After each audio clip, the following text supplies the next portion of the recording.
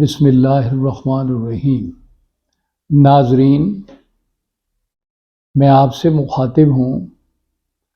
آج کی اس نشست میں ہم ایک ایسے موضوع پر گفتگو کریں گے جس کا مقصد یہ ہے کہ کسی کام کو شروع کرنے سے پہلے، اس کا سٹارٹ لینے سے پہلے اس کی تیاری کرنا، اس پر ورک آؤٹ کرنا، اس کے پروس اینڈ کونس کو دیکھنا، اس سے متعلق تمام معلومات اکٹھی کرنا بہت ضروری ہوتا ہے۔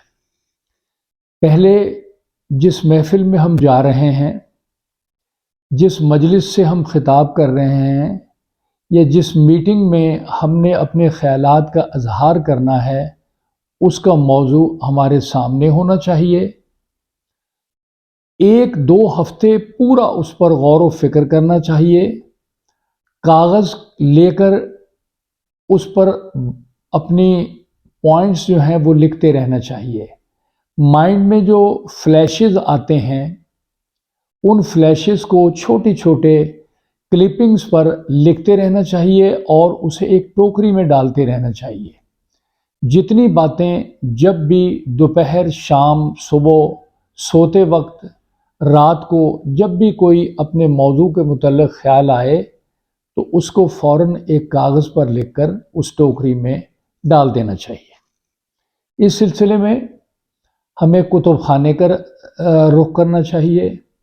ہمیں اس موضوع پر لائبریری سے کتابیں نکلوا کر پڑھنا چاہیے، اور اس طرح کرنے سے ہم اپنے موضوع پر پوری طرح دسترس رکھیں گے، اور میٹنگ میں جب دوسرے لوگ خطاب کریں گے تو آپ کا خطاب ان سب سے بہتر ہوگا، اور آپ اپنی معلومات کے بلبوتے پر بہترین انداز سے اپنا موقف پیش کریں گے اور لوگوں میں اپنا مقام پیدا کریں گے۔ ابراہیم لنکن کے بارے میں کہا جاتا ہے کہ وہ اپنی تقریر کو بہت ہی جاں فشانی سے، محنت سے تیار کرتے تھے۔ اس کو تیار کرنے سے پہلے وہ کافی اس پر ریسرچ کرتے تھے۔ یہی وجہ ہے کہ ان کی وہ تقریر جو انہوں نے گیٹس برگ میں کی تھی کہ government of the people, for the people, for the people شل ناٹ پیرش فرام ارتھ، موضوع پر پورا عبور حاصل کرنا چاہیے۔ ہر طرح سے اس کے پہلوؤں کو دیکھنا چاہیے۔ تقریر اور تحریر کا ایک مقصد ہوتا ہے، ہمیں یہ دیکھنا ہوتا ہے کہ ہم کس مقصد کے تحت یہ تقریر کر رہے ہیں، ہم دوسروں کو کیا میسج کنوے کرنا چاہتے ہیں، وہ ہم سے کیا توقع رکھ رہے ہیں، اور ہم اپنے موقف کو پیش کرنے کے لیے الفاظ کے چناؤ میں کتنی احتیاط کر رہے ہیں، اور کیا خاکہ ہمارے ذہن میں ہے۔ اگر اس خاکے کو ہم بہترین انداز میں ہم پیش کریں، بتائیں، دیکھیں، پریزنٹ کریں تو یقیناً اس کو اپریشیٹ کیا جائے گا۔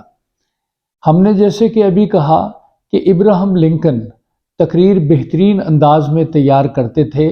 ان کی تقریریں اب بھی تاریخ کا ایک حصہ ہیں۔ بندوں کو اکٹھا کرتے تھے، ان کے سامنے اونچی آواز سے تقریر کرتے تھے، اور اس طرح مشق کر کے جب وہ خطاب کرتے تھے تو بہترین انداز میں ان کے خطاب کو اپریشیٹ کیا جاتا تھا اور لوگ پسند کرتے تھے، جس کا مقصد یہ ہوتا ہے کہ انسان اپنے مقصد کو پا رہا ہے۔ تقریر کے بہت سارے پہلو ہوتے ہیں۔ اس میں جو ہم بات کہنا چاہتے ہیں، اگر اس بات کو ہر پہلو سے غور کر لیا جائے، اس پہ غور و فکر کیا جائے تو اس کا نتیجہ بہت بہترین نکلتا ہے۔